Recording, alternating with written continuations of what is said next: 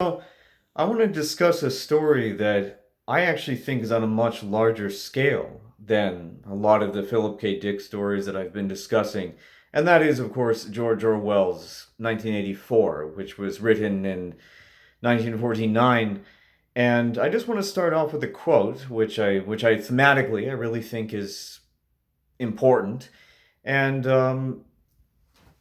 says it struck him that the truly characteristic thing about modern life, and in this case it's talking about Winston, the protagonist, was not its cruelty and insecurity, but simply its bareness, its dinginess, its listlessness. So that gets into right there a lot of the themes that I've discussed even in my first volume of the series that as you know, I've been working on Montica, which I published, and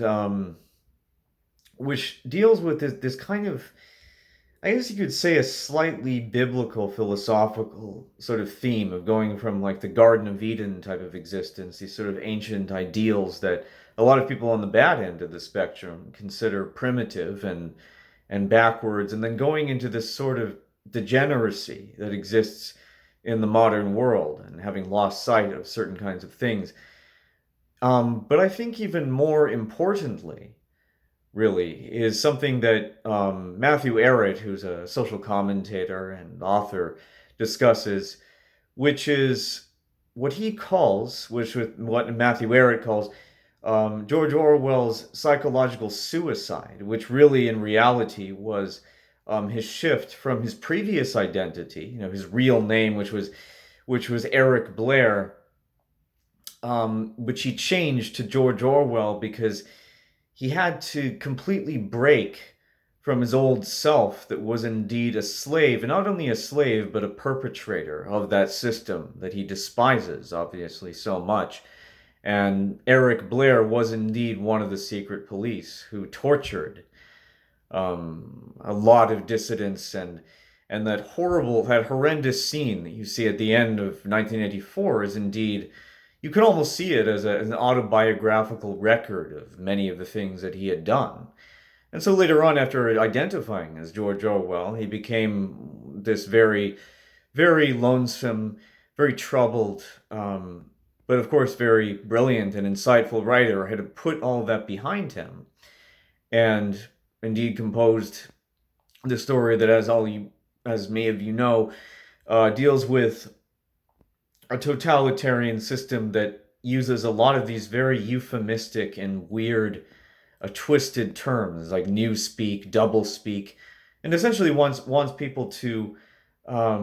really believe in contradictions. Essentially, and you can even see that in war is peace, freedom is slavery, ignorance is strength,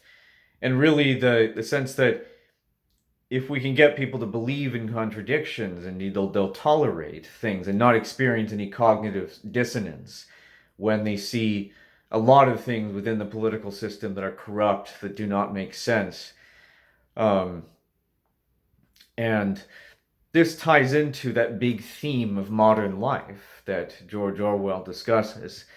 and which is a theme that also draws parallels with my own work, because as you know, as I've discussed with the aristocracy in my own work, is that by framing the opposition as theocratic, they indeed are making their subjects believe that freedom is a kind of slavery when they go to the other side, and this somewhat overly secular, extremely modernized kind of universe. Um, and I guess, really, I think the most important thing that I really took away from this story is really the ability to make people not only doubt, but eventually completely negate their own five senses. And that's another example of psychological contradictions. The sense that if people will not see what's right in front of them, and they'll only live in a narrative in their own minds, and therefore they will believe that whoever is in power is indeed infallible. And and this is a big part of mind control in general, whether it's through drugs or the breaking down of the entire mind through trauma or through other means. And I would say that this is really a big example that you see at the very end of the book, when finally, when Winston breaks and he indeed becomes a part of the system again. And this is why I think it functions on a much deeper level than anything that you see in most science fiction nowadays, which tends to get caught, I think, a little too much in these smaller circles of thought, but doesn't necessarily give the overall picture. Um, and I think it's by far the most impressive that I've seen within the genre. And I was of course very struck by this very melancholy and this really strange atmosphere that he creates, that really, it feels very soul sucking, but in a way that I don't even think that Philip K. Dick really was able to capture. And and I think a lot of that is, I think because of part of the reason for that is, I think that because that George Orwell was closer to perhaps the Romantic era and Gothic Romanticism, and the issue of which was heavier and philosophical and paranormal, or sometimes very dark, um, multi-layered subject matter. He indeed, um, George Orwell, had, I think, a firmer, a more solidified kind of skill in being able to portray these kinds of things. And that's why I think that there are more layers, more emotional layers, I would say.